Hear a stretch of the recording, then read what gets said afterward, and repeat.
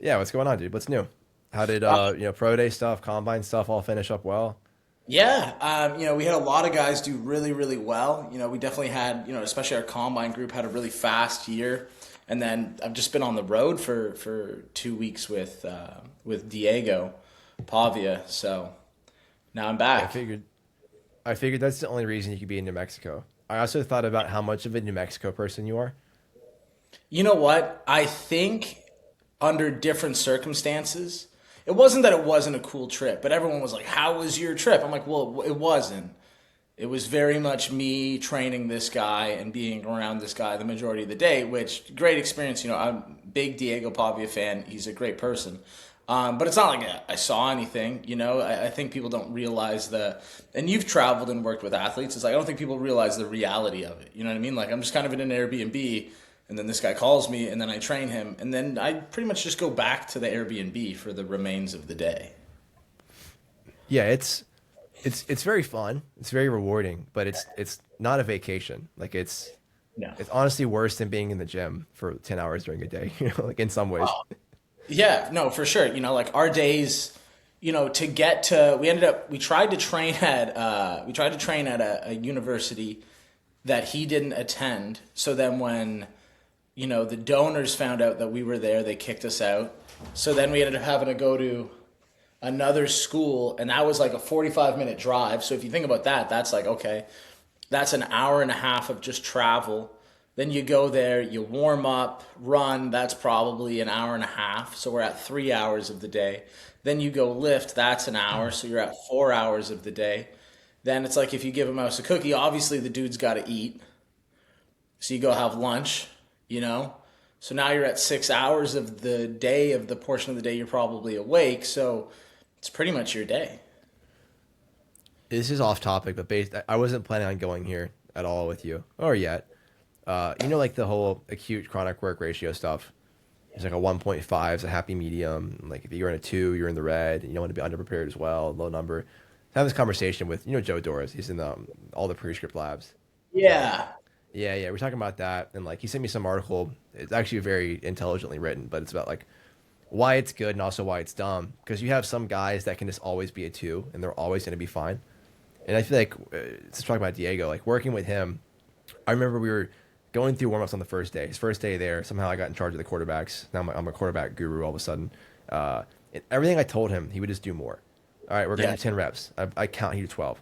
I tell him to Yeah. stop at 10. He do two more. He's like, okay, we're gonna do I don't know like a 90-90 like kettlebell carry, whatever, 10 yards. He go 15. Everything we did. And I finally asked him after like 20 minutes, like, hey, dude, like, do you just do more on everything? And he's like, yeah.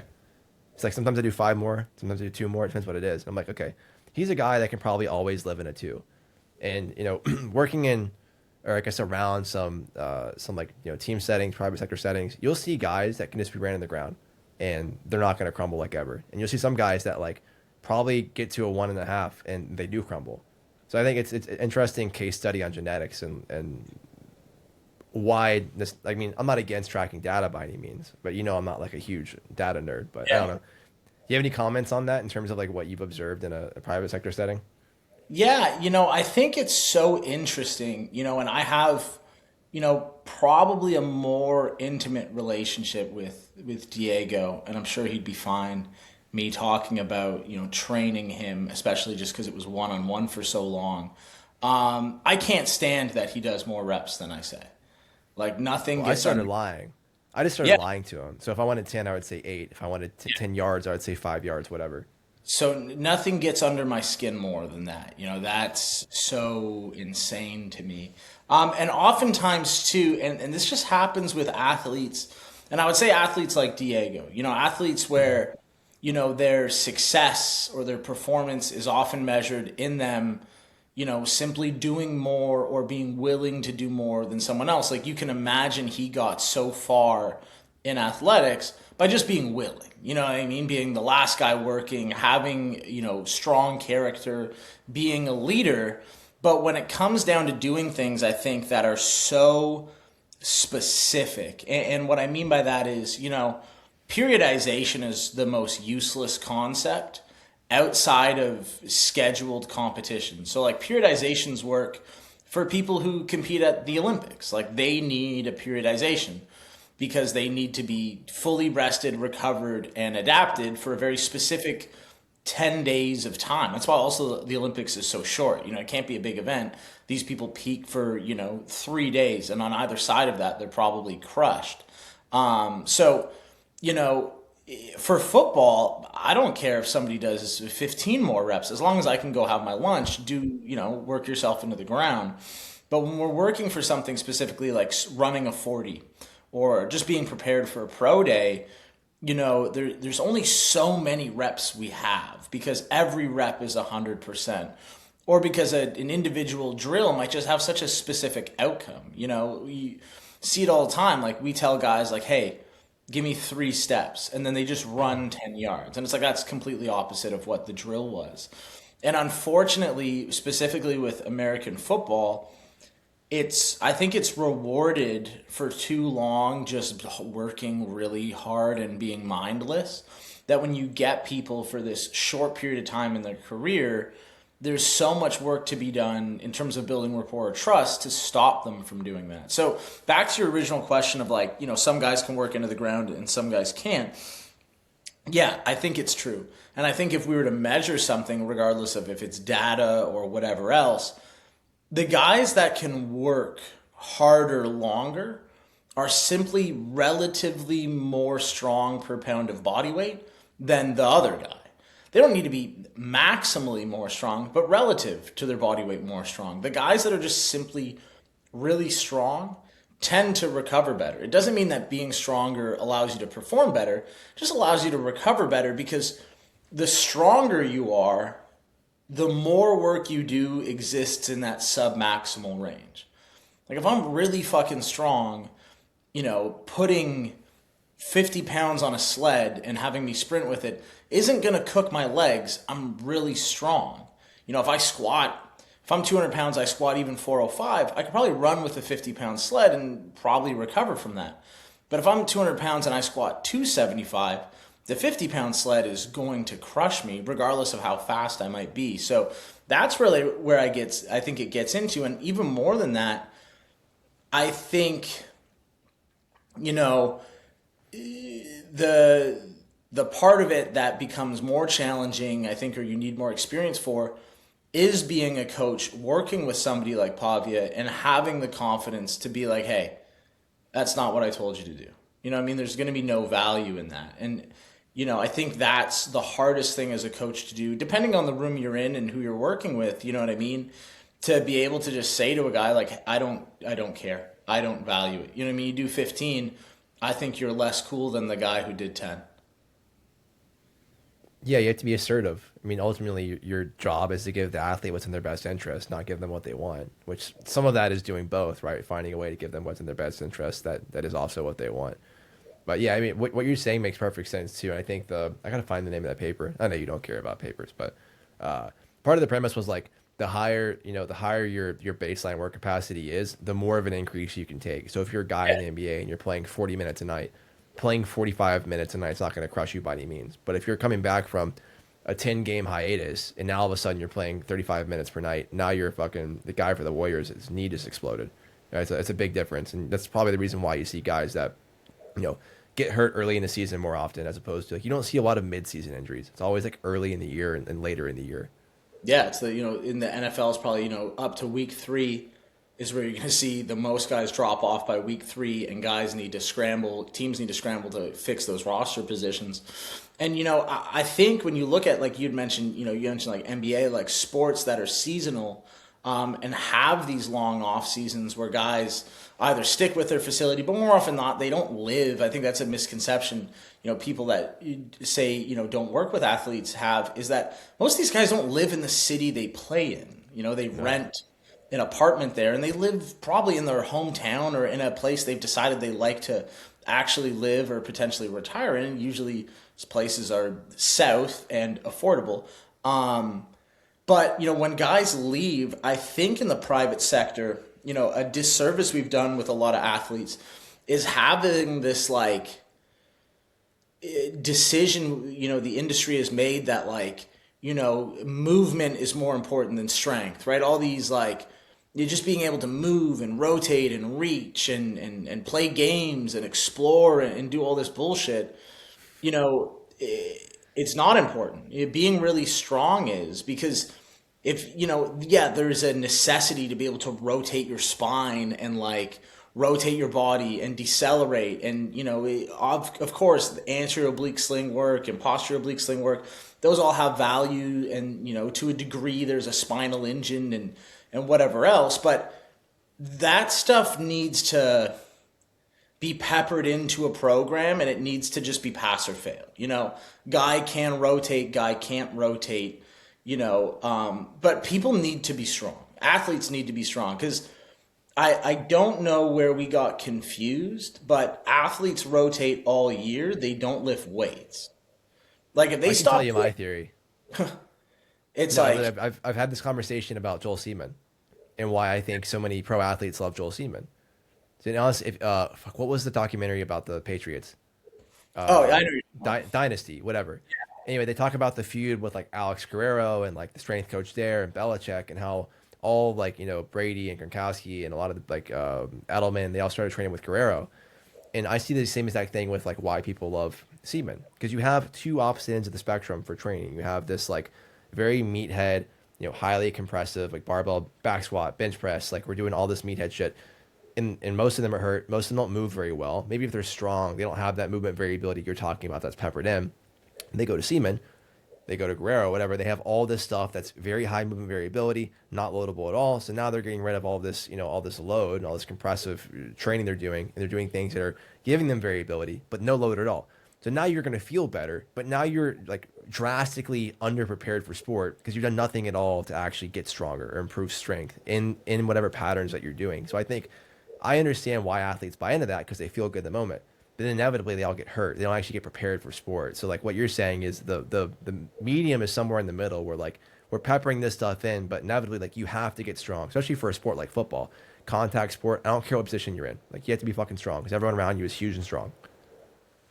Yeah, and that's the thing. Like, I'm not saying we shouldn't do mobility and med ball work and whatever else, but it's like that stuff lives in the 20 minutes of a session, and not 20 minutes straight. Like that's like no more than, what is that, a third of an hour? So no more than a third of that session should be things that aren't valuably loaded. It's so stupid, but like strength isn't a weakness. Guys being super, super strong will inevitably, paired with other things, be better at everything they do. Especially like, in American football, you see it in college all the time too now, is like, and I work with high school football players as well, like developing kids, and you talk to their parents, nobody wants to tackle anymore. Kids don't tackle. They play 7-on-7 football, and they're highly skilled, and they can pedal, they can flip their hips, and they can cover, and they can pass break up. But the minute a guy actually catches the ball and it takes 4 to 5 grown men to tackle someone who doesn't weigh more than 200 pounds, simply because people don't know how to tackle or they're literally scared, like that's, I think, watering down a sport. And it's putting guys in a position where they're either scared because they're afraid to get injured, or, they've previously been injured and now they're scared to act. There's a lot of movement inhibition. So, football's a violent sport. There's nothing violent about doing 90-90 heel clicks. Like there's something really violent about max effort trap bar deadlifting or pin squatting or power cleaning. Like those are all violent things. Your off season should have those, right? And you can easily control that volume. Like how many snaps does a guy play? That's a pretty good, arbitrary but common sense indication of like, over the course of, an hour of work, of real work with rest, how many times is he prepared to do something all out max effort? You got guys who play, to your point, you have guys who play the whole game. You have other guys who play 10 snaps. Well, we have an idea of how much they're prepared for, and you can usually tell who those guys are when they walk in the gym. Yeah. That's an interesting point about tackling. I think, but that goes back to what you're saying about strength and even size. Like with one of my high school kids who will be playing at a top 5 school as January next year. Kid's a stud. One of his friends that I train is like 6'4", 6'9" wingspan, like crazy athlete. Should be playing like a 5 technique or tight end. He's gonna go play D3 next year. But when I met him last summer, he was 180 pounds at 17, 180. That huge, that long, 180. Now he's 230, right? And like part of the feedback was like, oh, he doesn't want to hit somebody on defense. It's like, well, yeah, because you're 180 pounds. You put 50 pounds on, you're gonna be fucking people up because now you have confidence that you're actually physically prepared for that sport. And then I'm sure you could argue too. Like I think there's a lot of flaws from a technical side. Like I know when I was in college, we didn't fucking tackle ever. I did not tackle somebody until the spring game, like my freshman spring. I did not tackle somebody to the ground. It was either tag or thud. That was our tempo all the time. So like we all sucked at tackling, except for the guys that were just dogs and they're always good tacklers. But like we didn't have any practice. So I think it's like, both sides of that equation need to be addressed.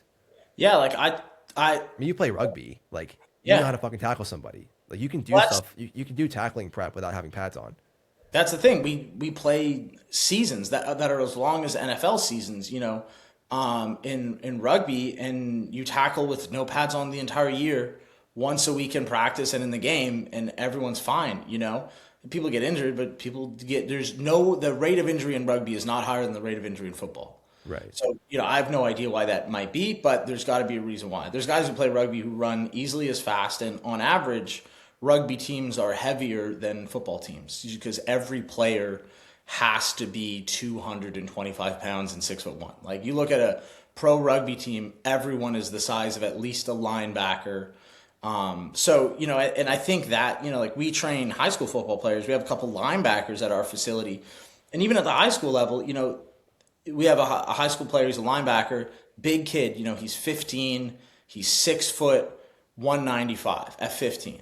And he says not a single time on any football team he's ever been on have they tackled in practice once or been taught to tackle. And this kid's had 2 AC joint separations, ankle injury, and he just runs into people with his shoulder. He doesn't wrap guys up. He doesn't lower his hips, So, I think a lot of those things, lead to injury and hesitation. And then, those things bleed into weightlifting programs later on in life where kids are just like, or players are just like, I don't really want to do any of that. You know what I mean? So to your point, putting on muscle mass or putting on weight and being strong gives you confidence. Like I was having a conversation with our players the other day and, we were talking about rugby and things like that.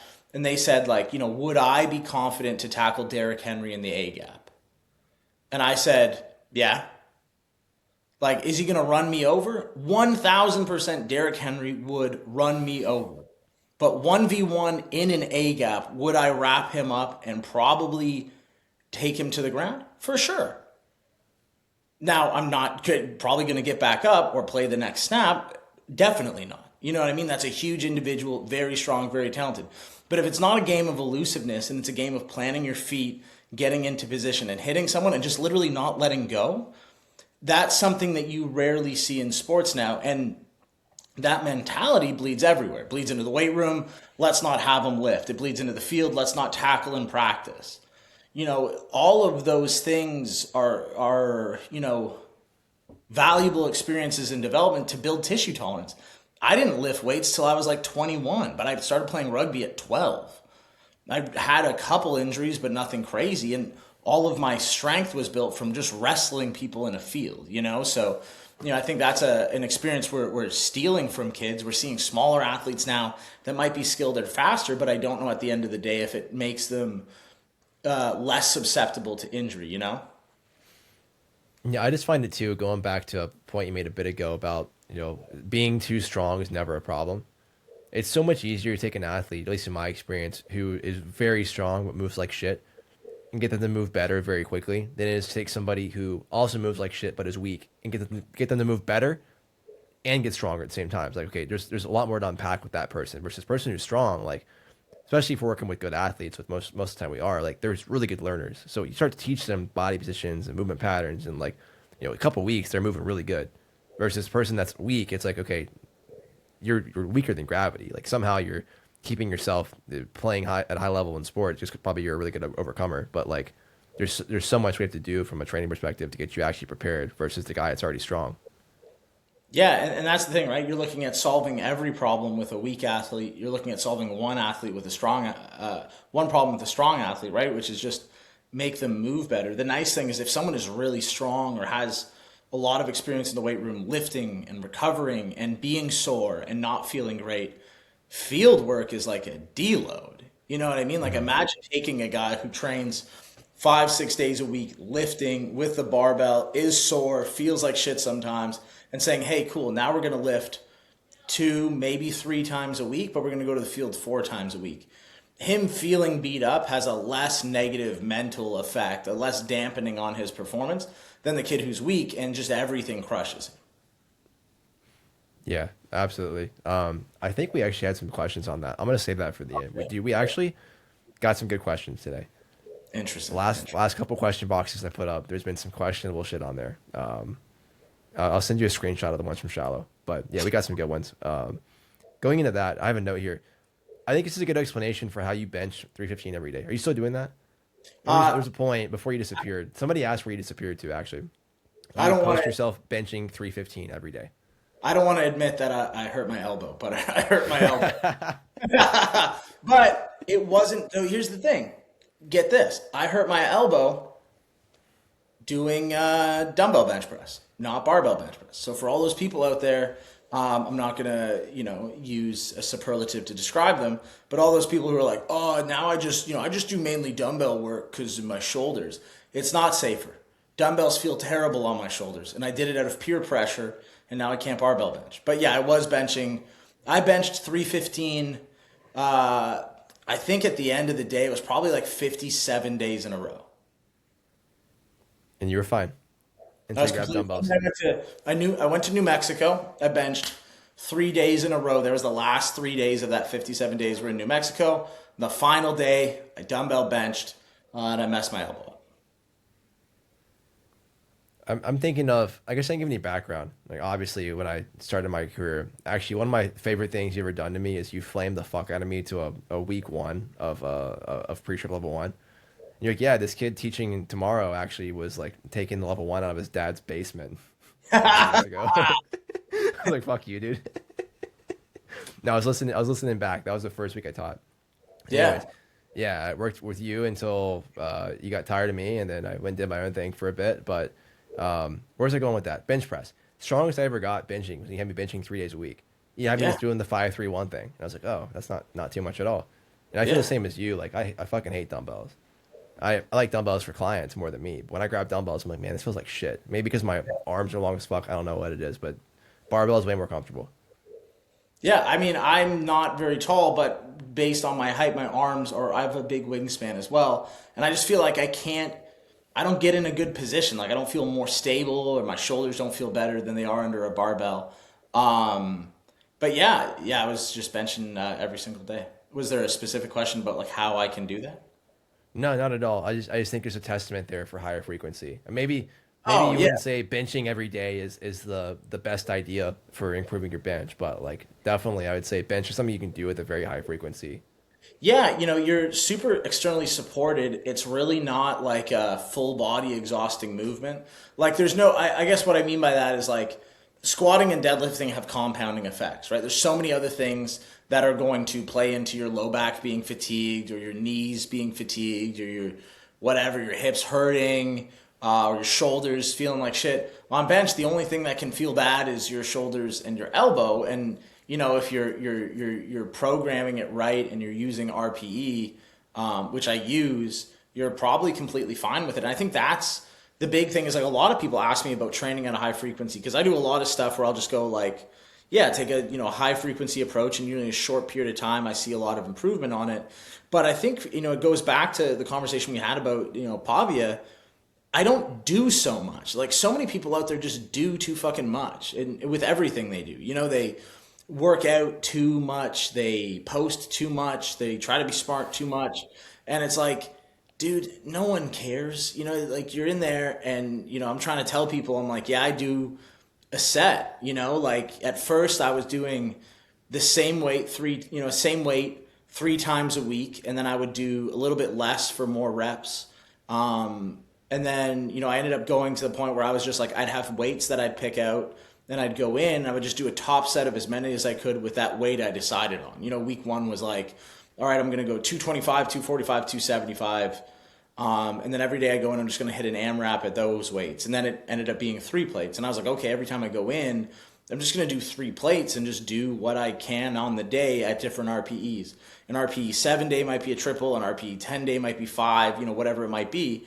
But I think that's a big thing is, there's a lot of people out there who, I don't know if it's ego or whatever it might be, but like every time they train, it has to be the best session they've ever had, and it has to be way better than the last time they trained. So many people go, well, last time I did this. And I'm like, who gives a shit? That was a Wednesday and this is a Tuesday. There's lots of reasons why today is different. So yeah, I think a lot of people need to mature in the weight room to the point of just like managing expectations. It seems like such a stupid thing to say, but I have met a minority of people that manage their expectations well.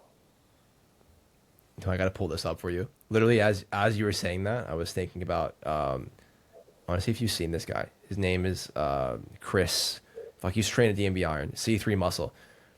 Literally, one of the first days I ever met him, he walked into the gym and just starts back squatting like 2 plates per side, 3 plates per side, 4 plates per side. 4 plates is the easiest 405 squat I've seen in my life. 5 plates per side, warm up rep still. Fucking get the tendo out, and it's over a meter per second. It's fucking flying, right?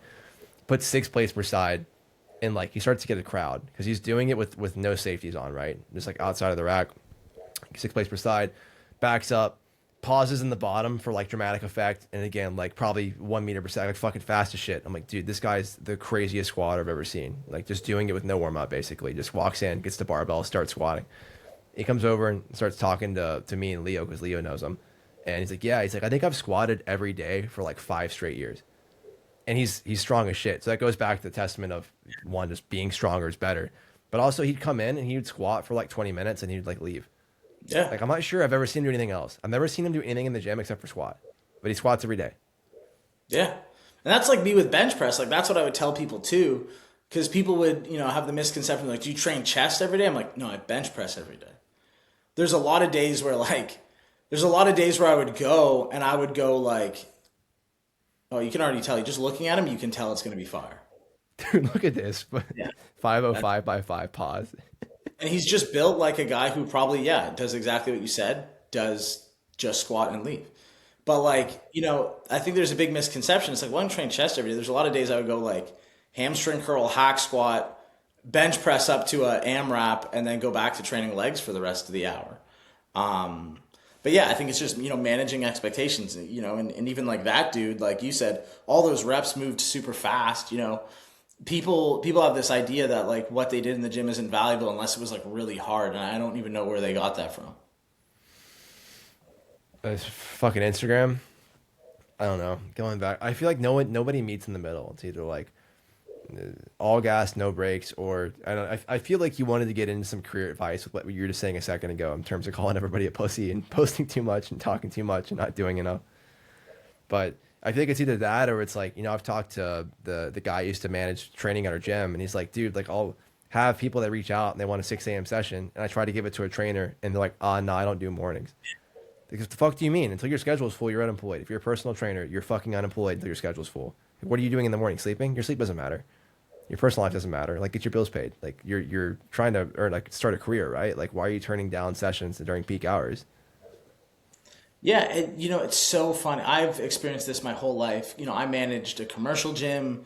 I work in, I don't know, people like to call it the performance space now or whatever. It's another gym where people come in and train, and whatever they do outside of the gym, that's on them. But, there's a lot of people that say they want to do things, or they say they want to be a part of things. But when it comes to doing or being a part of those things, they don't want to have any part of the doing part. You know what I mean? Like, it's to your point. Yeah, guys want to train and they want to make more money. And you're like coming at 6 and they're like, but my work-life balance. And that's fine. Sure. But like to your point, what are you doing? You know, what is the rest? What is this whole day that sounds so long to you? What is it? And, you know, work life balance might be a thing if you're like I don't know, financial advisor, a politician, or, yeah, I don't know, a job that requires a lot. What do we do? Man, I'm wearing the same exact clothes I was just wearing with the hockey kids too. I just changed my hat and I stood there with some cones. I just yelled at a bunch of kids for an hour. You know, and I just threatened them if they didn't listen, we would just do push-ups for the rest of the hour. But what do I need balance from? You know what I mean? Like what I'm not doing the workout for them. I need balance from yelling at some kids for an hour. Yeah, I can understand if you're somebody who's going through like 10 hours straight of personal training clients and like half of them are telling you how you like they're suicidal and like Yeah. I don't know, their parents have cancer and they just got fired from the job, whatever, they're trauma dumping on you. End of the day, dude, it's like you're talking to a human being and you're counting sets and reps for the most part. Like we're not solving world hunger, we're not curing cancer. I'm not devaluing our job at all. But it's like you're saying, it's like it's not that bad. It's not a bad job. Like I wear joggers or gym shorts to work every day. I I load plates on, I coach movement, yell at a couple kids, call them a pussy, call my adults pussies, whatever they need to get them going. Like it's not a bad gig. I think people, this is like the career advice part. I know you, I hope you have more questions that I'm just me hating on everyone. But and I'm not hating, but you This is what I know, asked you on for. I know. So I think what it is and I see when I said like, hey, people are just doing too much. Um and this goes back to the point of being employable or being coachable. Like even my beef with Diego when we worked together, and you know I feel he needs some defense. I don't feel he needs defense. He's defended himself enough with his own performance, but that guy is single-handedly one of the nicest human beings you'll ever meet. Diego Pavia is literally salt of the earth, generous, nice, kind, coachable, respectful, cleans every. No one's ever had to pick a weight up for Diego. You know what I Dude, mean? I loved my time with Diego. I got to Yeah. work with him for like that week. He was awesome. Very Yeah. respectful to me. He had no reason to be respectful to me either. I had earned nothing Yeah. from him, right? But he yes sirred me. He fucking worked his dick off. He would talk to me. He was personable. You could just tell he's a great dude. Incredible human being. I practically lived with him for 2 weeks. We hung out, all trained and hung out essentially all day long. But to that point, and using him as an example, is people try to win at things they were never asked to compete at, and that's what makes people so tired. Like Diego, you're like, hey, do 8 reps, and he's like, I did 15. And you're like, okay, well, 7 of them didn't count. So at the end of the day, I'm not going to evaluate you on the 7 I didn't ask for.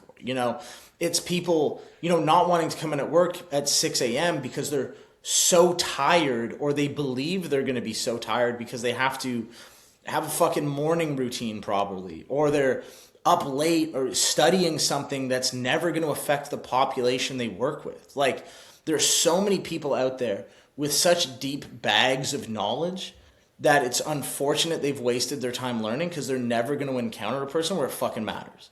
Like rather than being up late all night learning the vestibular system, if you work with general population people, dude, fucking go on TMZ for 5 minutes and scroll Instagram and understand the memes and shit that people talk about. That's going to be more valuable to you building a business.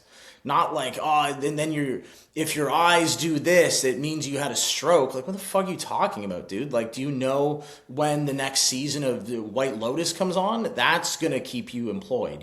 So I think that's it. People try so hard to win at things that no one asked them to do. And then people, it's hard. It's hard for someone to go, I don't care. You know what I mean? Like, I don't care about toe spacers and fucking your glasses and whatever fucking else you do. I don't care. And I could only imagine if you were one of those people who, like, in 2011 started drinking kefir fermented yogurt because Klokov did. And then you started superdosing vitamin C. And then you started, doing the cold tub because of Huberman. And then you started, I don't know, waxing your taint because of somebody else. And now all of a sudden people are like, you didn't need to do any of that. We're all in the same spot. Dude, it's so obvious to me too. You ever watch like trash TV? Yes, all the time. It's my whole Okay, life. you watch Love Is Blind? No, dude, you're on a. Oh, I'm dude. starting at the Kardashians right now. I'll get to Love Is Okay. Blind and I'm on there too. I won't ruin it for you, but I will ruin it for you. There's a guy on there this year. He was in the pods. He was like, his name was Chris, I think. Ends up being the biggest douche of the whole show. Like he gets married to a doctor and then he like breaks up with her because she's not hot enough for him, even though she's like not unattractive at all. Anyways, this guy in the pods was like, yeah, like I just like wake up every morning and I do my cold plunge because like I have to start my day with something hard. It's like fuck this guy. I told my wife, I was like, this guy's gonna suck ass. Like mark my words. The other thing was one of the guys was like, they're like reading a book on their honeymoon. They're talking about reading books on their honeymoon. This guy's like, yeah, I'm a stoic. I'm like, fuck you. You suck. I Yeah. know it's gonna come. Sure as shit, the two worst guys on the season were those two guys. It's just Yeah. like it's obvious things though. It's like I know what corner of the internet you're spending your time on. I know who you think you want to be, and it's not Yeah. who you really want to be. It's so crazy, you know what I mean? Because like, listen, if you're shredded and you're super strong and you can run super fast and I don't know, you're rich or something, and you do all that weird shit, I'm all for it. You know, I got no arguments. But like, if your whole thing is you wake up every day and you're like, no, I try to get 5 minutes in the cold tub and then I only eat this and I do that and I go on that app and I look up what bottled water is the least, you know, fucking contaminated and I only drink Eternal or whatever. It's like, dude, we're all chasing the wrong things here, and your clients, on the other hand, don't benefit from any of that. No, if you're talking about stuff like that, you sound unemployed to me. Like you sound unemployed, like somebody else is paying all your bills. They just have like way too much time. You know what I mean? Like, and it's so funny because when I look at the hours of my day spent with the highest performing people I get to be around, the conversations revolve around nothing. Nothing as deep as I feel people think it is. You know what I mean? Like, you've seen people come into the space I work in, and it's like the level, and I want to say it in a kind way, you know, and I mean it in a kind way, the level of knowledge and coaching people think they're expected to display, they're displaying it in the they're displaying it in the wrong direction. You know what I mean? Like, it's personality and relationship and being cool. It's not all the other crazy stuff. That's not 1 in 100 guys is going to really get down with you taking his shoes off and putting something under his toe and doing something crazy and reaching and rowing and twisting. That's the 1%. And you know, I hope that athlete's in the building when you're there. The rest of the guys are like, how many sets is it? How many reps is it? You know, is it kettlebells? Is it dumbbells? How many more blocks do we have? What's the core? That's the questions they're asking. Dude, yeah. Always start with being relatable. Like find Yeah. some sort of common ground. Don't be annoying. Don't talk too much. You know, help them off the ground. Grab them a water. As they start to trust you, they'll talk more. If you talk Yeah. more and you have something to relate on, now then they'll ask you, "Hey man, my knee hurts. Like, what do you think Yeah. about this?" Something. You know, like, okay, hey, try this one thing. But yeah, they don't give a fuck about your background knowledge. They assume that if you're in the building that you're qualified to be there. Like they don't think that you're trying to earn your stripes, you know. Yeah, and like, you know, all of that smart stuff is there, you know, but it's there when they're not there. It's there when we sit down as a team and write the program, or we sit down and we discuss the athletes on Friday afternoon or Saturday morning. That's when all those conversations happen. And then when the athletes come in, it's all right, we have, you know, first block is 3 exercises. First exercise is 3 by 8. Second exercise is 3 by 5. Last exercise is 3 by 12. 3 rounds of work, go get a drink. That's all the athlete has to hear, you know? So yeah, I think it's unfortunate. I think we've painted ourselves into this corner in an industry where unfortunately success is measured in a way that it shouldn't be measured. You know, like you should be measured as a coach in your ability to also be physically strong and demo things well and you know, build relationships. But it's not that, you know, people are trying to get into strength and conditioning that have never ran 40 yards, you know, or jumped on something, and they're saying that their goal is to work with athletes. I don't know what they would do with them. No, seriously. Like, I guess I've never really thought much about it because I played You football play in college. college. And for me, I felt like the proof of concept. Like when I graduated and started doing this, I didn't feel the need to prove myself in that regard. And like honestly, that's half my common ground with these guys is like I played ball, so like I can relate with them. Like, you know, I've ran a 40. I've Yeah. put my hand in the dirt and gone against a dude who's 6'7", 330 that wants to fuck me up. You know, like I've been there and done it. And you played at a legit school. Like you didn't play at some unknown school. Yeah, yeah, You played at William yeah, and yeah, Mary. yeah. I I know people did. who play William and Mary. That's a school. If you know ball and you said William and Mary, people will go, I know that school.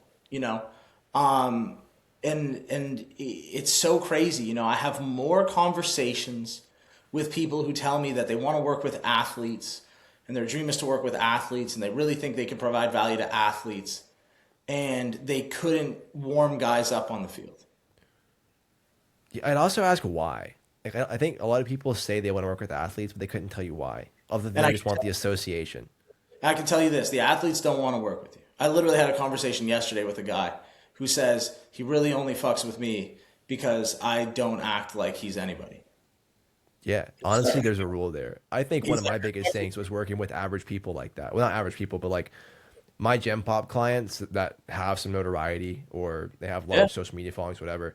Hanging out with them, becoming friends with them, it's like okay, like they're normal people. You can do enough of that, right? Start working with some athletes. If you just treat them like they're not nobody to you, but like they're just an average person, they fuck with you super heavy because they are, dude. They're a fucking person. Like end of the day, like, and they're yeah. tired of living their whole lives, people treating them like they're somebody else. Yeah, they're whatever people do outside of the gym when they go to work is what they do.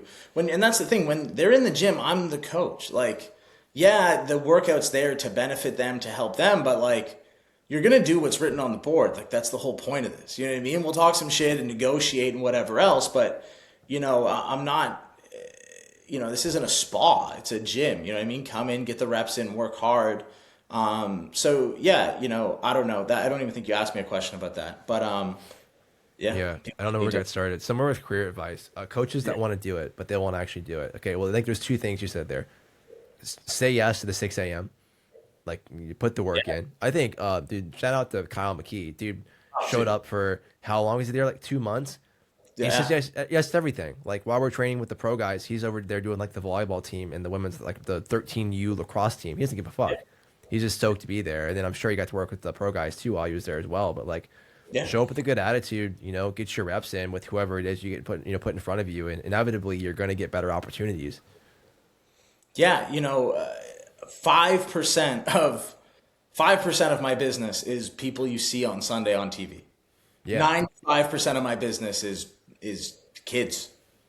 I train one adult, I train two adults, and the rest are kids. But the thing is they're all athletes. You want to work with athletes? Sure. This one's 9. Work with him.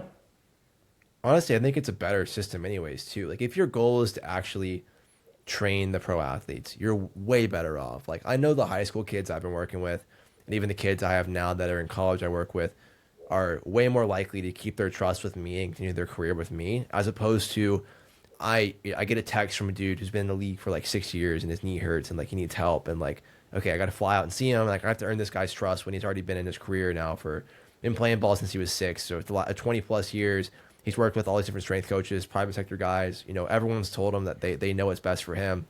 So, who am I? Now I have to earn this guy's trust. That's way, way more hard, right? Versus, get a high number of reps in with young kids, and one, you're gonna get better at your job.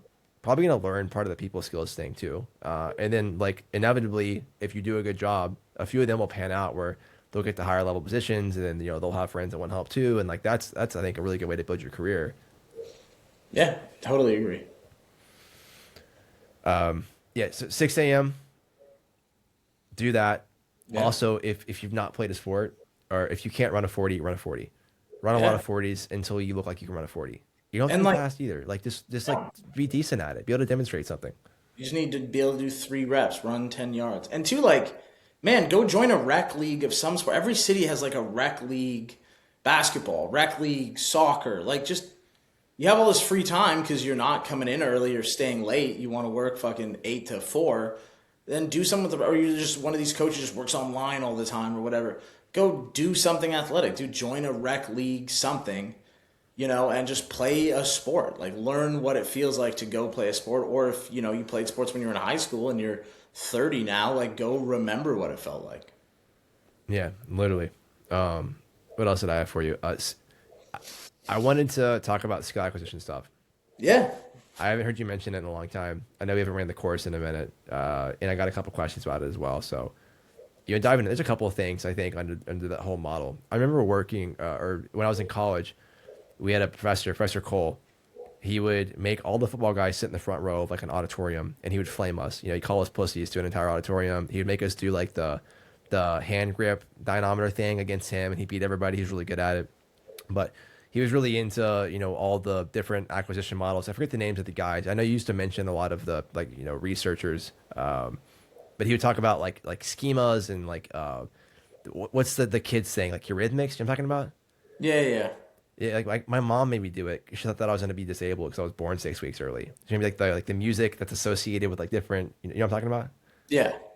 Anyways, I think it's super interesting to kind of bring all those things together in terms of like, I remember you teaching it from the idea of like, okay, I have an IKEA product or something and I'm taking it apart.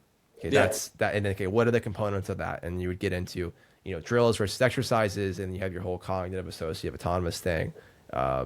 I don't even know where you want to start with that, but if have you changed your thoughts on that at all in terms of how you've approached things in the last couple of years? I don't think so, you know, and working with sports, and in particular in my role, like with such a track focus or like a speed or a movement focus, like all the kids, and when I say movement, I don't mean like mobility, stability, that. I mean like going on a field and like running and cutting and all that kind of stuff, changing direction, whatever it might be. But I think it's so deeply intertwined or built into like how you warm up for track and field, or like a sports practice model.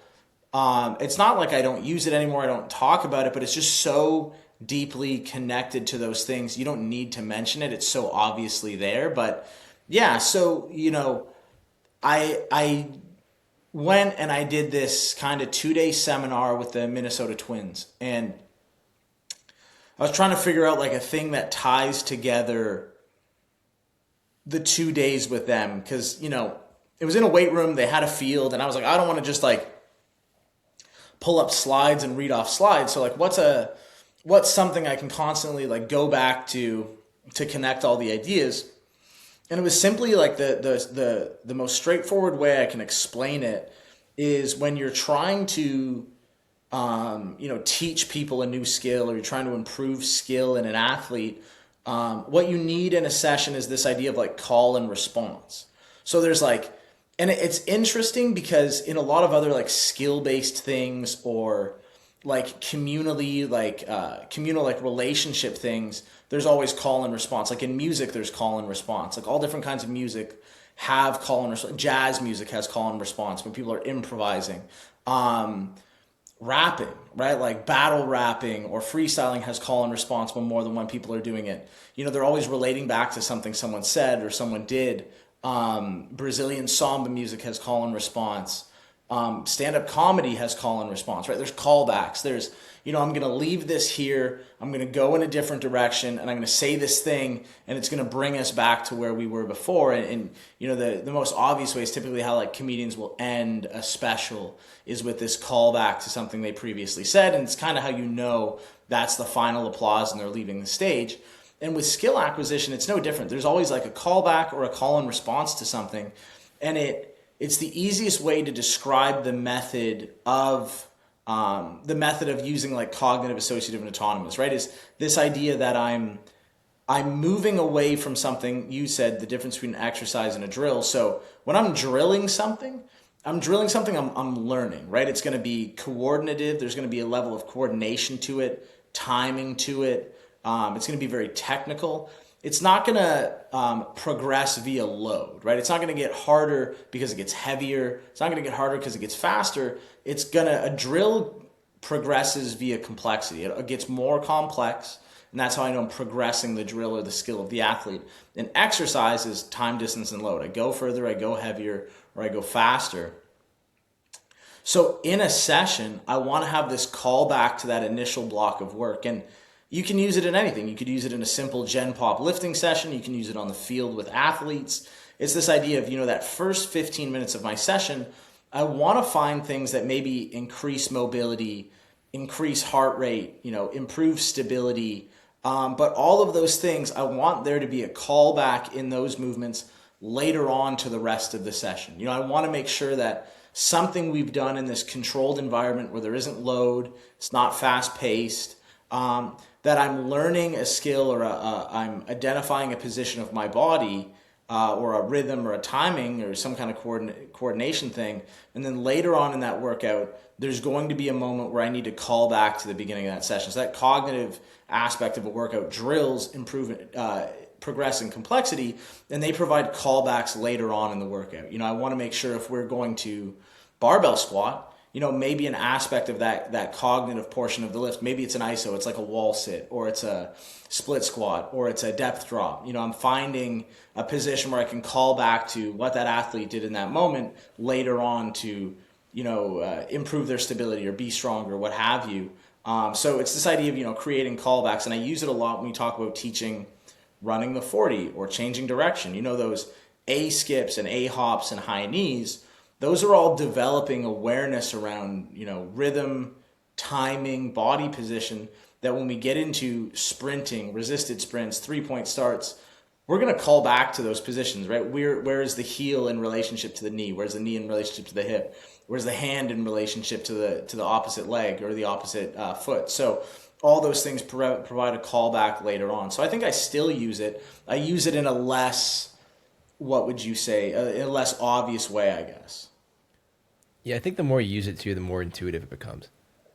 Yeah, I was just thinking about like an acceleration day you guys would do down there, where you go, okay, basic warm up, then it's A skips, B skips, whatever, more drill based stuff, and then what's usually next? Some sort of resisted sprinting, right? yeah. Or even resisted, skips, and then it goes into a bound. Okay, maybe that's more on like the associative side of things, and then we go to sprints, and then now we're putting everything together. So I think that's like, without even thinking about skill acquisition model, like it's pretty intuitive, like what those things are each doing and how you might even, like you were saying, doing resisted running, doing starts, you're going to call back to those positions and some of the components of it, whether it's positional specific things, joint angles, whether it's rhythm, whether it's how you're striking the ground with your feet, whatever it is, you're going to call back on those things when you're doing the actual higher stimulus work for the day. Yeah, and I think, for people who say don't work with athletes or they don't do, field work and whatnot, it's not like you throw away the value of it because you're not doing that. I think it allows you as a coach to say to yourself, like, hey, when I'm doing all this mobility stuff or this prep work, is it really lending to improving the main work? You know what I mean? Like, is it setting me up so that I have something that this athlete who struggles with good technique in the deadlift or struggles with good technique in the squat or the reverse lunge or whatever the main movement of the day might be, is there something in my warm-up that I can use as a callback, that I can use as a point of reference to do this movement better? Because so often warm-ups are just a bunch of random stuff we know might improve integrity at a joint or create space or whatnot, but they're so far removed from the thing I'm about to do that I could warm up all day, and when I go to do that thing, now I have to start that learning process over again. I haven't addressed foot pressure, torso position, shin angle, what it feels like to load my glutes, whatever that might be. Yeah, I like that a lot. Q&A? Yeah. Oh no, I have one more thing for you. I was trying to explain this to somebody the other day. I always loved your Picasso analogy, the self portraits. You ever talk about that? I can try to pull it up for us. I always the first time we started talking about that, I was like, what the fuck is this guy talking about? And then the more you described it, it's the 6 portraits he drew over his lifetime, right? And as he gets older, they get more and more obtuse, abstract. Yeah. So yeah. Oh shit, not presentation. Sorry, I'm retarded with technology. Fine. But yeah, it's the first time you started talking about this, I was like, what the hell is Killian talking about? And it came together. And honestly, it made me understand your way of programming. And it's funny because I haven't done this. I feel like it's a bit. You know what I mean? I'm not a stand-up comedian, but it's almost like a bit at this point. So I haven't done it in a long time. So it might be a little bit different than I've explained it before. But essentially, it's this idea of like really it's that idea of skill acquisition, right? Like, what does true mastery really look like? And for people who are just learning something or just understanding something, it's very technical and it lacks feel or experience or nuance or the deeper understanding of what the message is. And it's just really black and white, right? Top left corner's first self-portrait he drew, or one of the first self-portraits he's ever drawn. Look at how technical it is, right? The pronounced nose, the shading of the cheekbones, the eyes, the eyebrows. of the six drawings, it's the most that, looks like him. And as we progress through these different periods of time in his life, now there's probably life experience that aids in why he portrayed himself this way. But the second drawing, the one in the top middle, again, there's still a nose. It's a bit more cubist in style, but there's a nose, there's a mouth, there's two eyes, there's hair. It's very obviously a person's face. The third one is that kind of Easter Island man where it's like, okay, it's shadowy, but there's eyes and a chin, nose and a mouth. But it's starting to veer away from, being quite obvious. And the center bottom image is so completely abstract and chaotic. But you have to think as we move towards the bottom right of these self-portraits, there's so much more life experience that has gone into his art and even himself and understanding himself. That's nuance, right? All aspects of that face still exist to some degree, but there's like a layered expression to why and where they are and how they're presented. And that's really a visual way of understanding or embodying like experience and mastery in coaching and in programming. When people first write a program, it's so on the nose. It's here's a hamstring exercise. I have a hamstring curl. Here's a leg extension for quads. Here's the hack squat. It's the best, squat movement I can do. Then here's the adductor machine, and my mobility is 90-90 for the hips, and it's hip airplane, for a little bit of stability. And it's like, that's so on the nose. It's more an example of a lack of mastery and experience and nuance than it is a sign of a high level of intelligence, because you're just making sure every obvious box is checked. But as you see those programs develop and your experience develops, we start to see those details hidden inside of other details, right? A stability drill for someone's hips might no longer be hip airplane. It might be a single leg drop jump, might be our hip stabilization exercise. Our quad and glute exercise might be a heavy sled push. Our hamstring exercise, might be straight leg sprinting. It's a example I used with like the Minnesota Twins is, with center fielders, like everyone who exists down the center of the field in baseball, maybe a large majority of their hamstring training is done in a velocity-based environment versus in the weight room, because they're pulling hamstrings when they're sprinting downhill to a ball. So it's like maybe we train their hamstrings by like resisted straight leg running. So that is a hamstring exercise, right? It's training the hamstring at length, at velocity. That direct hamstring work is buried in a dynamic speed exercise, but it still exists there. So yeah, I don't remember my original bit so clearly about the Picasso portraits, No, but that's about it. yeah, and I think the best example of me trying to paraphrase some metaphor I used for Picasso painting himself is the fact that this definition has probably changed, right? Because I have more experience now and I have different experience. But that's what programming should look like. I don't think there's value in looking at a program and knowing right off the bat, obviously, what it is, right? Especially if you're paying a coach, it's like, man, I want to have questions. I want to be like, well, why are we doing this way? Or why aren't we including this? Or I don't see this muscle group represented. And maybe it's not represented. Maybe it's a good conversation to have. Or maybe there's just like a really thoughtful approach to how it's being presented to you. Yeah, I don't think you're demonizing it at all. I think if a young coach came to me and they showed me that first picture, as an analogy, like I wouldn't be upset with them. I'm like, this is probably better than, some retarded variation of that, some like sketchbook thing that I would draw. You see my handwriting, right? Like it's not a bad thing to have that clear cut, but like you're saying, it shows a lot about experience. I think too, it shows your perception of, I see things on the internet sometimes. I think of that fifth picture specifically. I think of like someone like David Weck. It's like posting some absurd stuff, but I actually like some of the stuff he posts, like a lot of the stuff he posts, I'm like, oh, like more of this than not, like I get along with, right? Like if you look through the layers, some of those things, it's like we're talking about the same principles here. Like there's a lot of overlap, and it's made me, I guess, have a lot more of an open mind in terms of how I view training that looks different than my thought process, right? Because more often than not, more is alike than not, in most cases, unless they're a Almost, nepo kid, but. yeah, almost always, like I can't stand, and it's the delivery, right? Like I can't stand Seedman's delivery. I can't stand Well, Wex. I swear they're both trolling. Yeah. Seaman especially. You know, Seaman's brother is like a billionaire. I'm not Dude, surprised. he's some like multi-millionaire marketer. I forget what exactly he does. Anyways, It's yeah, wild. I get what you mean though about the delivery. Like, And you it's know, like I am. the delivery is what cooks me. You know what I mean? Like I don't even hate Wex approach or beliefs around movement and spinal engine and rotating because we see all these things. You know, they do exist, and unfortunately, I think what happens is he sometimes for people to provide value in something, they have to take it to such an extreme point where there isn't a gray area, right? Where like everything would be Mm, acceptable.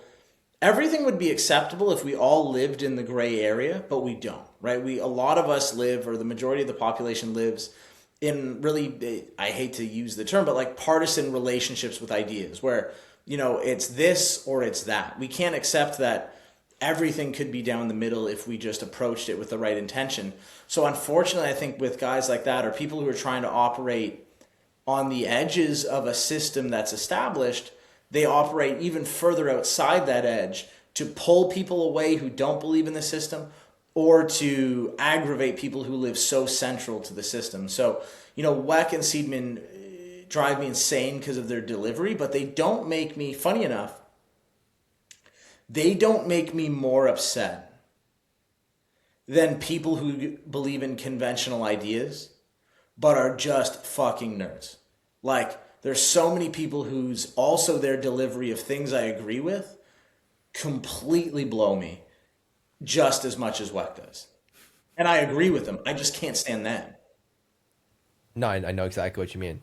You see a post, probably somebody we know. I don't know, somebody we each follow, and you're like, okay, I can get behind the idea, but like, kind of a douche how you said that. And it's so insane. You know, like I am not the best at what I do in this industry. You know, I work alongside Yo Murphy, who's, you know, and Rick's Freeman. We're all, you know, I think we're all talented and very good at what we do. Um, and you know, I don't know who the best is at what we do. I don't think there is a best person, right? It's all relationships. You know, we have a core group of guys at a high level who really mess with us, and there's guys at the same level or higher that mess with other people. But you know, every year when you watch the combine or every Sunday when you turn on NFL Sunday Ticket, you're going to see people that interact with the facility I work at. And this isn't, I'm not saying this statement to brag or anything like that, or to just like come on your podcast and boast about it, because this is the reality for a lot of people that, you know, do what we do. Les Spellman, like there's so many guys out there, you know, Mo Wells has a similar facility, Hmm. you know, to what we do. And everyone's working at a high. Kula has a similar facility, does what we do. Josh out in Nashville has a similar facility.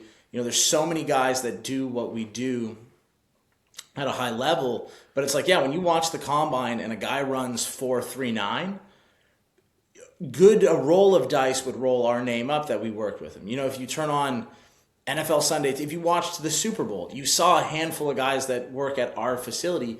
If you watched, you know, the last four Super Bowls, a large majority of our off-season group was in one of them. You know, so I struggle being on social media in any kind of way with other people on social media because of the way they conflate what they do. Because I don't know how to respond other than I do it better than you. You know, and Yeah. it's and I don't feel that way. You know, I don't wake up and feel I'm better than anyone. I don't go on social media and go, I'm better than you at this. But some people's delivery and their attitude towards their craft is so much at a different level than they are at. It does it. This is what I would say. This is the best way to put it. And I'm not the one who said it this way. Somebody I really respect described it this way. When you act so cocky or so confident and overbearing in what you do, but you're not doing the thing you eventually want to do. Like if your goal is to work with NFL players and you're not currently working with them, but you speak about your business as if it's the greatest program in the world, you're doing a disservice to your eventual goal, which is to work at NFL players. Because now you're saying you're at that level, you're equal to or greater than the people that are doing that, but you're not there yet. So are you diminishing the thing you want to achieve? Like that seems so bizarre to me. Yeah. Why aren't you there yet? And that's the thing. It's And like if why are you acting like that? And why if aren't you there you're yet? so much better, you're just as good. but you're not doing that, then you're saying doing that thing isn't a big deal. Like for me, I get to work at the one of the top facilities in the probably top three this year out of what you've seen would be our facility. No less than top five in the entire country. But I'm still not at the level I want to be at because I still am not at the level where there's enough guys that walk in past the door that says someone else's name and say my name instead. I want to be at the level where guys fly here and say my name, right? I want to work Right. with Killian, or you need to go work with Killian, or like you need to get with Kill in the off season, or we got to go to Kills and train. So, that's where I want to be. So I'm not going to look at the Les Spellmans and the Kulas of the world and the Yo Murphys of the world or the Mo Welleses of the world and be like, yeah, I'm on the same level as them. I do what they do or better. And nobody out here is doing, this job as good as I do it. Because then I'm talking down the place I eventually want to go. Yeah. Also, why not learn from those guys? They're doing something right. I think there's plenty of things I see go around wherever I am working with guys in the world.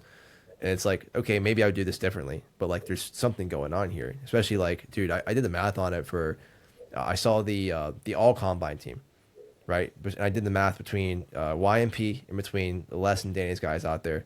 I think it was either 10 or 12. So about around half of the entire all combine team either trained at YMP or trained out there with Les. Yeah. Like, that's crazy. And two, like, if it was random, you would see a lot more duds. But it's like almost every guy that shows up, dude, down the list, everyone balls out. So it's not an accident.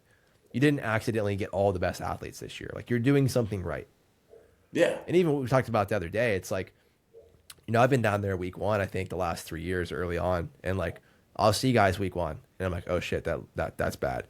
Sure as shit, dude, they run a great time. And it's like in 6 weeks, like I've seen the work put in. I've seen how much of a difference that you guys have made in terms of actually improving their time, but ultimately like, improving their lives, getting them more money.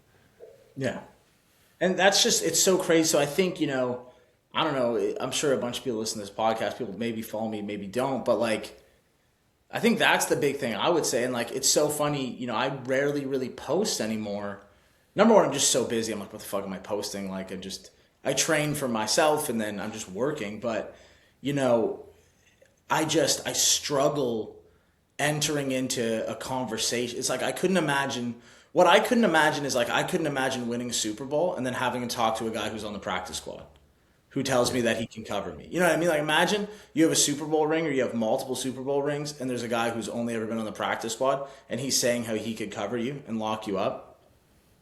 And I'd just be like, what are you even talking about? That's how I feel at this point in my career. It's so challenging because I wouldn't know how to address that conflict. You know what I mean? Like I'm sure there are people smarter than me and better than me at coaching in so many different ways.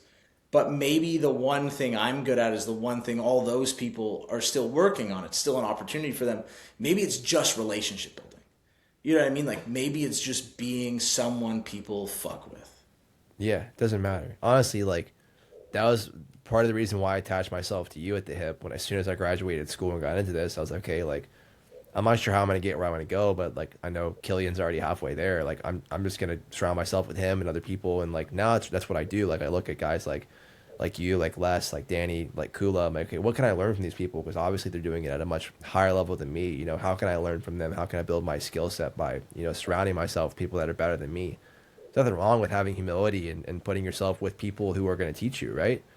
Yeah, I mean, I still reach out to Les and Mo, and I see Yo every day, and he talks shit to me, so I don't say anything nice to him anymore. But Mo and Les, I always tell them, I'm like, dude, this is where I want to be where you're at. Like I say that I DM Les constantly and go, dude, I want to do this. This is what I want. I want to be that guy. You know what I mean? So it's like I wake up every day still viewing those people who you mentioned me alongside, which is crazy to think that in this year, this day and age, that I could be mentioned in a conversation with other facilities or people, or our facility can. But I still reach out to those people. I want to do what you do. You know what I mean? Like, my friend of mine, Josh, his name is Josh, Alpha Strength on Instagram, runs a facility out of Nashville. He's going to be opening a collective with another guy I know, Shane. I Joey was reached, telling me about this. yeah, Oh, I reached Joey? out, yeah. Okay. Yeah, yeah. Joey's trying to Yeah, connect me with him. I connected with him when I was up in Nashville, and I was like, man, I want to come hang out with you guys. Like, I'm a huge fan of what you guys do. You know what I mean? And regardless of if we operate in a similar circle or similar level, I think it's important for everybody, to at whatever stage you're at in your career, like believe in yourself, have confidence in yourself. You always got to find someone to look up to. You know what I mean? Like there's always got to be a person who's doing something that you want to do or doing what you want to do at a way better level than you. Because otherwise you develop that really weird attitude. And that's not going to be one that anybody fucks with. No. Honestly, that was half my benefit from, paying you for mentorship. I was like, I also know if I'm an asshole, if I'm a nerd, like you're gonna tell me. Yeah. Like, dude, I had even just having like good friends. Like, I had Marshall text me the other day, and he's like, "Hey, man, like, you need to do some more videos in the gym. Like, there's enough of your fucking office space. Get your ass back in the gym." And I was like, "Yeah, you're right." Yeah, I think that, and that's at the end of the day. Like, I was talking to a player yesterday. He's worked us with us. I think this was his second week he's ever worked. Like, it's his second week ever in our facility. And I was just seeing how he was doing, chopping it up with him. Like, how are you enjoying the training? How do you feel? How does your body feel? And he was talking to me, and I just said, hey, well, like the thing is here, just constantly communicate with us. You know what I mean? Like tell us how you feel, tell us what you want to do, tell us what you don't like to do or what, what hurts or what what you really want to accomplish. And I said, we'll make sure it's exactly what you personally need. I said, we're just here to, care about you. And he literally said to us, to me and Rick's, he just said, oh, I know. He's like, I can tell. He's like, I know you do care. Like, I know you genuinely care about us because we do. You know what I mean? I think that's the thing is that people will travel from wherever they play at or stay at to train with us because we do care about them. They're not just some guy who comes to the vet session. We know when they sign their contract. We know if they're waiting to sign a contract. You know how to talk to those guys in that period of time. You know if they had a kid or what's going on, and you just genuinely care about them, like you said, like human beings. So, I think there's a lot of people out there who I think there's a lot of talking about what everyone is capable of. You could just quietly do it. I quietly do it now. I don't even go on social media. I just do what I do. And I have really, really unique and cool experiences all the time. Like I went out there, with Diego Pavia, the runner up to the Heisman Trophy, arguably probably one of the craziest performances from an SEC quarterback we've seen in the last decade, what he did at Vanderbilt. And I got to hang out with the dude for 2 weeks and his family and like go to his sister's basketball tournament and do all these crazy things with him, and it was just a relationship. I'm sure the runner up for the Heisman isn't flying a guy out he doesn't fuck with and genuinely care about, so Right. that didn't come from, me being the most Instagram famous speed coach. It came from being a guy he spent, 8 weeks with and developed a relationship with. Yeah, absolutely. And they can tell, dude. Like, I think too with athletes, a lot of people think that athletes are dumb. It's like, dude, even if they're quiet, they're super smart. Like, they're picking Oh, up on everything. They're reading your body language. They know exactly what you're doing. Like, dude, I trained one of the guys I got flown out to see. I trained for like 4 or 5 days in a row. I was hanging out with Will. Will Keyser. yeah. National, yeah, Will's with me, and the guy's like, man, you demonstrate 3 reps of everything you do, don't you? Like he just says this out of nowhere, and I do, but like half the time he's like looking at his shoes while I'm demonstrating stuff, like not really watching me, and like, but no, he's watching. He's paying attention to every little thing that I was doing for the entire time. So like, don't think they're sleeping on you. Not at all. We got some questions here. Yeah, yeah, We'll make these rapid fire. I don't want to keep it too long. yeah. I'll start from the bottom. Total topic programming. No. When to use unilateral versus bilateral exercises for athletes? I think this could be too long of an answer, but just like quick response. We talked about this a good bit, I think, in our first couple weeks of getting the programs ready for the guys this year. Yeah, I think, there's a million reasons why you could make that choice, but you always want to put a person in the position. You always want to put a person in a position to get the most out of what you're giving them and why, right? So if I want to make a guy really, really strong, best believe it's going to be a bilateral movement. That might change. If I want to improve range of motion, bury some mobility into a movement, increase capacity, work capacity, things like that, it'll be unilateral. But if the goal is getting strong, they're going to be on 2 feet. Like that. How to get back into sprinting and how the weights change. I'm not sure the rest of that question. Let's assume somebody's been out of sprinting for a while. How would you get them back into it outside of probably if you've been out of sprinting for a while? I'm assuming people asking me questions have still been training. So let's assume they're physically somewhat fit. Yeah, know that volume in anything is going to be the thing that affects you the greatest when it comes to recovery and preparedness. So what I would do is I'd spend, I think it's like $47 on Amazon, buy yourself a sled so you can do resisted sprinting. I think you can get two 25 pound steel shitty plates for also like $65. So all in all, you're in for like $110. Get yourself a sled. Keep the volume low at the start.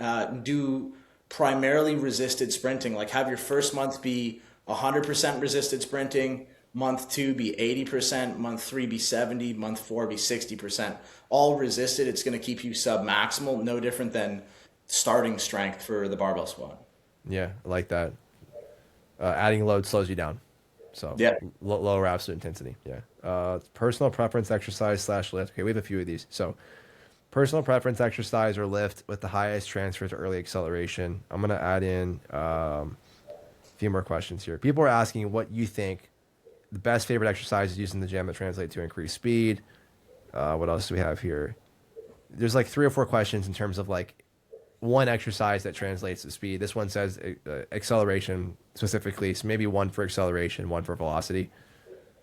Yeah, so I would say B stance trap bar deadlift, maximal. Early acceleration, that's, like your first step using your hips to pull through. Um, and then hurdle hops, Okay, I building like that. repeated dynamic strength off the ground. I think if you wanted to get faster, if you did the resisted sprinting thing that we just brainstormed, and all you did on lower body days was B stance trap bar and hurdle hops, you would get faster. No, I like that a lot. What else do I have here? How to identify when strength stops improving sprint performance for an athlete. So basically, somebody asked something along the lines of like, how strong is strong enough? Yeah, you're strong enough. Run You're more. strong enough. Run more. There you go. Yeah. Well, in terms of like we're talking about like weak athletes, especially like this year. Like how about Yeah. for a weak athlete? And let's say it's not 6 weeks. Let's say we're not training them for pro day or the combine. Let's say they're one of the juniors that came in the off season for like the whatever prospect camp, and we're gonna get a full off season with them. If you used the 40 as your measurement, it's someone is weaker than they are strong if their initial 20-yard split is better than their 20 through 40-yard split. They're probably weak.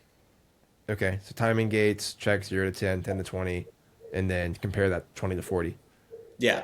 If your back half of your race is slower than the front half of your race, there's a good chance you don't have the strength to continue to put force on the ground.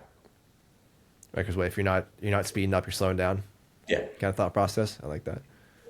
Um, this just says Killian's training / working at YMP. Talked enough about that. Jerome gave you a shout out. I'm not going to read the rest of this. He's glazing you pretty good, and I know you don't like that. It's all shout out Jerome. Yeah, fuck off. Uh, what's something you believe to be true that 99% of others in the field would disagree with? Oh man. Something I believe to be true. You want to sit on that while I ask you the next question? Yeah. What does an acceleration day look like for athletes? I think I kind of gave like example. So that's one question. And then when to train on the track versus on the grass, do we care? Yeah. So when to train on the track versus the grass. Grass is slower. It absorbs more energy. So I think you should always progress to grass or turf and start on the track. Track gives you more back. It's bouncier. So it's easier on the ankles, easier on the knees, easier on the hips.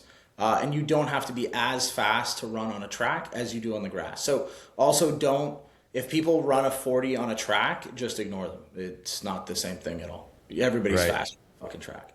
What's one thing I believe in that most people disagree with? That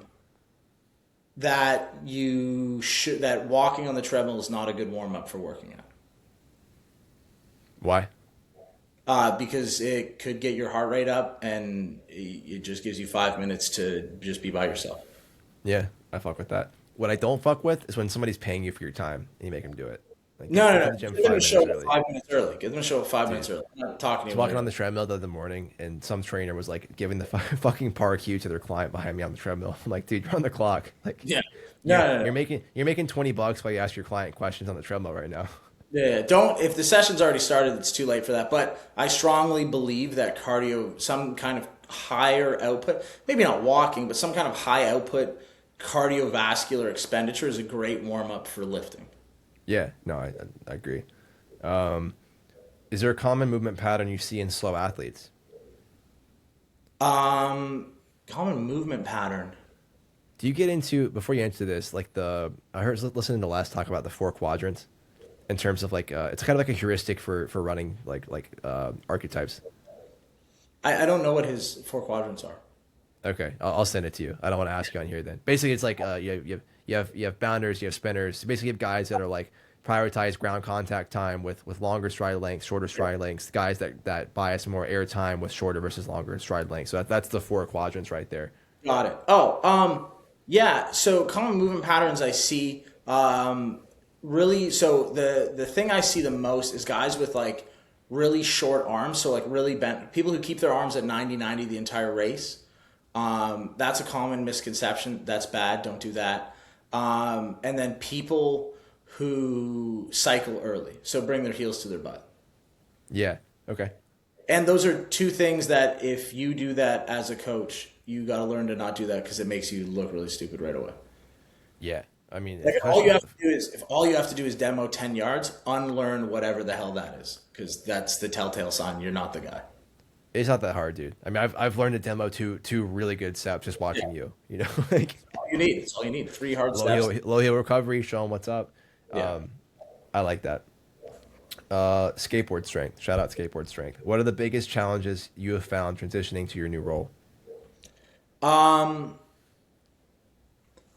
What are the biggest challenges I've found transitioning to this new role? Well, I'm at the gym for a really long time, so I have to train at a different time than I used to train. Do you train at a different gym usually? I never train at YMP. Yeah, I like that for a I number of never. reasons. If you've worked in the industry for 10, 12 hour days, you know why. Yeah, if I'm training there, it's my last resort because my schedule doesn't allow me to go somewhere else. Right. The biggest challenge I've found, working with kids. I never ever worked with kids until now, and now I work with kids all the time, and it's awful. What do you think the biggest thing you've learned from that is? Organization, not assuming people are organized. I've learned to spacing, so something Rick's talks about all the time, like really understanding how to utilize your space intelligently, like where to place certain exercises versus where to place other exercises, how to group exercises together, body position, how to deliver instructions clearly and quickly, all those things. I learned them all from Rick's 929 Performance on Instagram. Literally the best coach I've ever worked with, hands down. Yeah, shout out Rix. Rix is a fucking dog. I think I missed one more. Thoughts on low and high CNS days for programming, No, I don't care. and why does this not matter for kids too? I think like again, this almost goes back to what you were saying about track and like periodization. It's like when you're Yeah. getting such a high stimulus, like if you're doing 100 meter, for example, like that maybe you can make a case for that versus field sports. I don't hate the idea of like a high and low model, but wasn't the high low model literally created by Charlie Francis for track guys? Yeah. And that's why like we use high low for combine, and you can probably tell without us like obviously saying it. It's kind of built Yeah, but in. hold on. You said you don't care. Then you said you use it. You want to elaborate I on that? don't care. I don't care outside of that specific example. Again, it's the shortened timeline, and it's knowing when someone's going to run. So it's just knowing that I have to compress a lot of days that are both high in volume and high in intensity, right? Like we'll sprint and lift on the same day, and I know we don't have a period of time in which they can recover from it. Like they go right from training to the day of the event. You know, at most they'll have 10 days to recover. So in that specific example, like your example of track and field, valuable. But I see high-low used across all sports all the time. And I just don't think, like when you look at the NFL, they don't work out in season. They do Yeah. maybe one, maybe two lifts a week, and the lifts are like 30 minutes long. No one actually lifts weights. So I Yeah. just think, I think again, it's one of those things that people are too focused on, where when you actually go to the level it's applicable at, no one's doing it. Yeah. I like that answer. That's all the questions I think that you would want to answer. I saved you some grace there with a couple of them. Thank God. Any closing remarks? Um, no, none at all. I think that's the best No. closing. I have nothing else to say. There we go. Appreciate you, dude. Do you want people to find you? Do you want me to give you that opportunity, or do you Yeah, want yeah, to? you can find me at Killian.Hamilton on Instagram. Reach out. I'm always down to help people, no matter what point of their career they're at. Or, if you want to get into speed training, Nick kind of glazed me there. But yeah, a lot of fast people come through here or work with myself and the other staff at the facility. So Killian.Hamilton. And if you're ever in Tampa, I work at 6912 Asphalt Avenue, I think, or Asphalt Road. I can never remember which one it is, but that's the That's Asphalt facility. Drive. Fuck, is it Asphalt Drive? I think so. I could be wrong. I work at Sly and Asphalt something in Tampa Bay. So if you're interested, that's where the facility is. Hit me up. I'm always down to go to the field or something. Yeah, great facility. Killian's wealth of knowledge. I wouldn't be where I am without you, dude. So thanks Thanks, for man. coming on. Hell yeah. All right, dude.